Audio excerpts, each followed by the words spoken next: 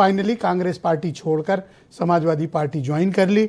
उनके सपा ज्वाइन करने के कारण क्या हैं और समाजवादी पार्टी को उनसे क्या लाभ है, और समाजवादी पार्टी नसीमुद्दीन सिद्दीकी को पलटकर क्या दे पाएगी? देखिए, आज एक सवाल ये अधूरा रह गया, कभी वो मिलेंगे तो पूछेंगे कि 8 साल वो कांग्रेस में रहे, जिस समय उन्होंने बसपा छोड़ी थी क्या वो उस समय सपा में नहीं जा सकते थे? और अगर वो जाने की इच्छा रखते थे तो क्या उनको समाजवादी पार्टी में किसने जाने से रोका या क्यों मना किया गया? इस बात पर आज तक खुलासा नहीं हुआ। लेकिन ब्रजेश जी, नसीमुद्दीन उत्तर प्रदेश की सियासत के एक दिग्गज नेता रहे हैं, इससे कोई इनकार नहीं कर सकता। वो मिनी चीफ मिनिस्टर के तौर पर मायावती की सरकार में जाने जाते थे। नसीमुद्दीन सिद्दीकी को आप जमीनी नेता भी कह सकते हैं जी।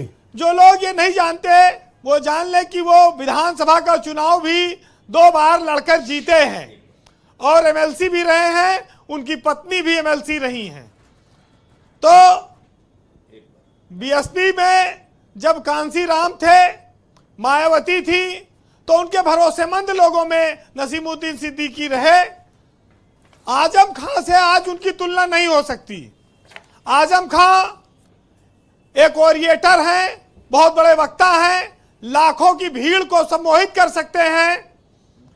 नसीमुद्दीन वो लाखों की भीड़ कैसे इकट्ठा हो उसका हिसाब किताब दे सकते हैं। वो भाषण से समा तो नहीं बांधेंगे, लेकिन भीड़ कैसे आए, संगठन कैसे चले, बूथ से लेकर जिले तक के कागज पर उसको कैसे उतारना है, वो एक अच्छे संगठनकर्ता के तौर पर पहचान रखते हैं। मुस्लिम बहुत बड़ी संख्या में समाजवादी पार्टी के साथ है। ऐसे में नसीमुद्दीन के आने से कितना बढ़ेगा वोट, ये लोग कह रहे हैं। लेकिन नसीमुद्दीन सिद्दीकी को जो काम दिया जाएगा, वो पश्चिमी उत्तर प्रदेश हो, वो बुंदेलखंड हो या पूर्वांचल हो, वो किसी इलाके से अनजान नहीं है और न किसी समाज के जातीय आंकड़े से अनजान है। तो ये उनकी क्षमता है, वो एक बड़े नेता हैं और वो अंतिम समय तक बड़े रहेंगे। इसको कोई न उनसे छीन सकता है और न कोई उनका ले सकता है। ब्रजेश जी, कांग्रेस के पास एक सुनहरा अवसर था कि वो नसीमुद्दीन सिद्दीकी से भरपूर काम लेती, लेकिन वो चूक गई और अब इमरान मसूद अपने बयानों से मुसलमानों के कितने बड़े नेता बन पाएंगे और कितना कांग्रेस को वोट दिला पाएंगे, अब वही एकमात्र चेहरा वहीं पर है।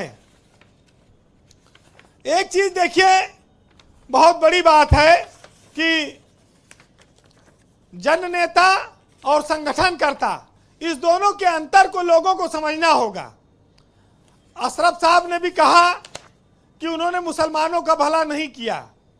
बहुत सारे मुसलमानों को उन्होंने टिकट दिलाए, राज्य मंत्री का दर्जा पाए। करीब 1 दर्जन ऐसे लोग हैं जिनको मैं खुद जानता हूं, चाहे वो आज समाजवादी पार्टी में है या बीजेपी में है या कांग्रेस में है जी।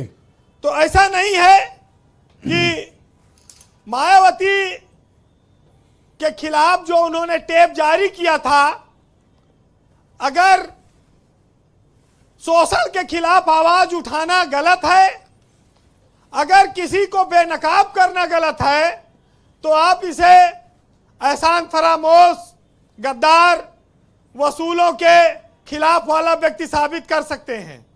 लेकिन आप चाहते हैं कि लगातार शोषण सहा जाए और बोला ना जाए, विरोध ना किया जाए, बेनकाब ना किया जाए जी।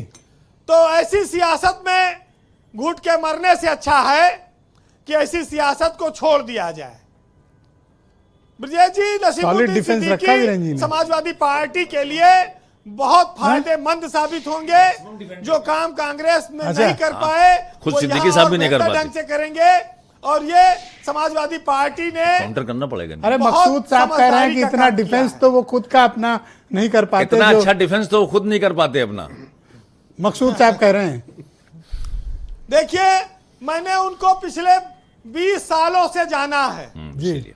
और वसूलों की सियासत में लोग कहते हैं नेताओं में बची नहीं है, लेकिन नसीमुद्दीन सिद्दीकी वचनबद्ध नेता हैं।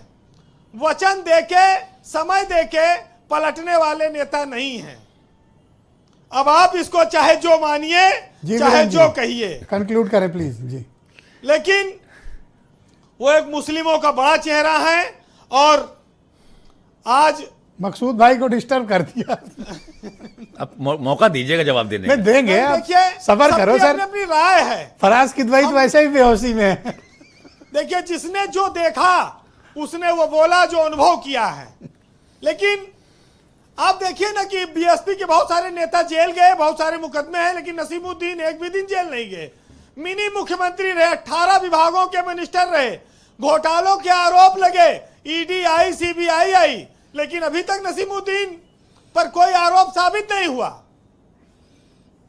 फिलहाल जी वीरेंद्र जी, लंबी कंक्लूड बात करें। ना जाएगी, आप सुनिए। ईमानदार आदमी। और शायद नसीमुद्दीन सिद्दीकी भी सुन रहे हो, अरे वो तो सुन ही रहे ये हैं। जरूर आज के मौके पर मैं कहूंगा कि चमक रहा हूं जो सूरज की तरह, तो सब हैरान क्यों हैं, और मेरी कामयाबी से सब इतना परेशान क्यों हैं।